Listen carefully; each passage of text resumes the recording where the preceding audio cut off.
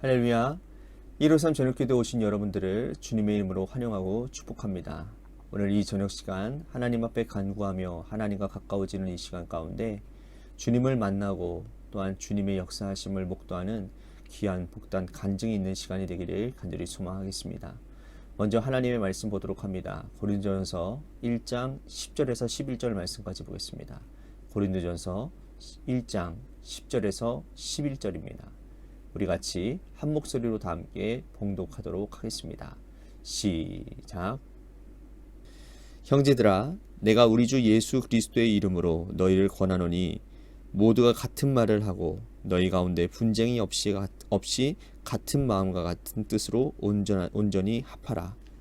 내 형제들아, 글로웨의 지편으로 너희에 대한 말을 내가 들으니 곧 너희 가운데 분쟁이 있다는 것이라. 아멘. 오늘부터 고린도전서 말씀을 함께 나누게 됩니다. 여러분, 고린도전서 하면 여러분들 우리들이 생각하는 것들이 많이 있지 않습니까? 교회에 실제적으로 일어나는 여러 가지 문제들을 다루고 있는 성경책이라고 할 수가 있습니다. 우선 고린도 교회에 대해서 우리들이 살펴보기를 원하는데요. 고린도 교회는 사도 바울이 2차 선교 여행 때 개척했던 교회였습니다. 바울은 원래 2차 선교 여행을 이 고린도가 있는 유럽으로 가려고 하지 않고 소아시아 중심 도시였던 에베소에 가서 복음을 전하려고 했어요. 하지만 성령께서 이 에베소 가는 것을 막으시고 유럽으로 건너가게 하셨죠. 바울은 순종하여 유럽으로 건너가서 이 북쪽 마게도니아 지방과 남쪽 아가야 지방을 다니면서 전도하다가 이 고린도까지 이르게 되었습니다. 바울은 고린도에서 일생의 동역자 브리스길라와 아굴라를 만나게 됩니다. 그는 그곳에서 복음 전도 드림팀을 이루게 되죠. 바울과 실라, 디모데, 그리고 브리스길라와 아굴라. 이들과 동역함으로써 이 복음 전파에는 아주 활력이 일어나게 되었습니다. 바울은 고린도 교회에서 1년 6개월간 머물게 됩니다. 그 기간 동안 고린도 교회는 날로 부흥을 경험하게 되지요. 바울은 고린도에서 2차 선교 여행을 마무리하고 제3차 선교 여행을 위해서 안디옥에서 가서 선교 보고를 하기로 결정을 했습니다. 그동안의 바울은 이 브리스길라와 아굴라를 3차 선교 여행의 목적지인 에베소에 머물게 합니다. 브리스길라와 아굴라는 에베소에 머무르면서 이 개척 사역을 먼저 준비를 하는 거예요. 그 과정에서 브리스길라와 아굴라는 아볼로라고 하는 젊은이를 만나게 됩니다. 아볼로는 요한의 세례만 아는 사람이었으니 언변이 좋고 또 실력이 좋은 젊은이였습니다. 이 브리스길라와 아굴라가 아볼로를 불러서 복음의 깊은 뜻을 전하고 또 복음 안에서 성장하도록 돕습니다. 그 후에 이 브리스길라와 아굴라는 아볼로를 고린도 교회로 파송하여서 바울의 후임 목회자로 되도록 만듭니다. 자, 고린도 교회는 이제 바울의 뒤를 이어서 아볼로를 통해서 더 많이 성장을 이루게 됩니다. 이렇게 겉으로 보기에는 고린도 교회는 아무 문제 없는 것처럼 보였지만 많은 문제가 있다라는 소식을 바울이 접하게 되는 겁니다. 이 소식은 고린도 교회를 개척한 이 바울에게 있어서 굉장히 가슴 아픈 일이었어요. 바울은 이 고린도 교회에 편지를 써서 여러 가지 문제들을 진단하고 또 해결책을 제시하고 있습니다. 거의 2000년 전에 일어난 이 교회의 문제지만 이 고린도 교회의 문제는 그때 그들만의 문제로 끝나는 것이 아니라 오늘 이 땅에 있는 교회들도 그 옛날의 고린도 교회와 다를 바 없는 여러 문제를 직면해 하고 있다라는 것이죠. 고린도전서를 통해서 하나님께서 오늘 우리 교회에 주시는 메시지를 들을 수 있게 되기를 바라겠습니다. 고린도 교회의 가장 심각한 문제는 바로 뭐였느냐? 분열이었습니다. 10절과 10절, 11절 말씀, 오늘 본문 말씀 우리들이 읽지 않았습니까? 바울은 이 고린도 교회의 분쟁의 소식을 접하게 되는 거예요. 바울은 결론부터 제시합니다. 같은 말을 하고 같은 마음을 가지고 온전히 합하라. 근데 이 교회가 무엇 때문에 분열되어졌는가? 그 뒤에 보면 파가 있는 거예요. 교회는 네 팔로 나눠져 있어요. 네 파로 분열되어져 있는데 바울파, 아볼로파, 베드로파, 또 그리스도파, 이렇게 분열되어져 있는 겁니다. 어떤 사람들은 고린도 교회를 개척한 개척 목회자인 바울을 추종을 하고, 어떤 사람들은 후임 목회자인 아볼로를 추종하고, 또 어떤 사람들은 바울과 아볼로가 아닌 예루살렘 교회의 위대한 사도 베드로를 추종하는 사람들이 있는가 하면 어떤 사람들은 난 사람 싫어, 나는 예수님만 따를 거야 라고 선언하는 자들이 있었다는 겁니다. 자, 교회에 왜 이렇게 사람을 중심으로 분열이 되어지는 것일까요? 지도자들에게도 문제가 있겠지만 성도들에게도 문제가 있는 것입니다. 성도들은 영적 지도자들을 궁극적으로 따르고 추종하는 대상으로 바라봐서는 안 되는 거죠. 지도자를 통해서 하나님을 봐야 되는 것이고 그리스도의 십자가를 바라봐야 되는데 영적 지도자에서 그 시선이 멈추어 버리는 겁니다. 성도들이 좋아하는 취향을 따라서 이 사람을 따르는 집단과 저 사람을 따르는 집단이 교회 안에서 분쟁을 하는 것은 아주 최악의 상황이라는 거예요. 그러고 보면 어떤 교회에서는 그렇잖아요. 담임 목사파가 있고 장로파가 있다고 그러잖아요. 그러니 그런 교회가 어떻게 하나님의 일들을 사명을 감당할 수가 있겠냐는 겁니다. 최악의 상황이라는 거예요. 또한 영적 지도자들은 성도들의 마음을 교묘하게 이용해서 스타가 되려는 교만을 버려야 된다는 겁니다.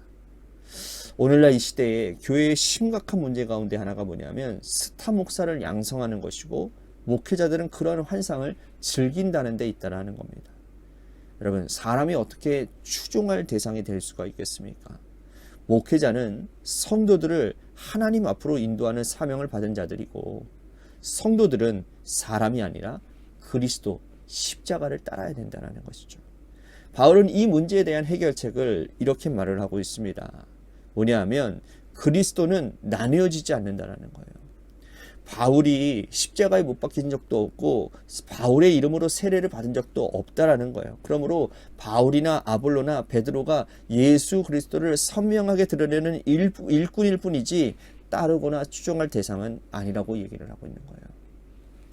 바울은 에베소서에서 성도들이 지향해야 될 점을 바로 그리스도라고 말을 합니다.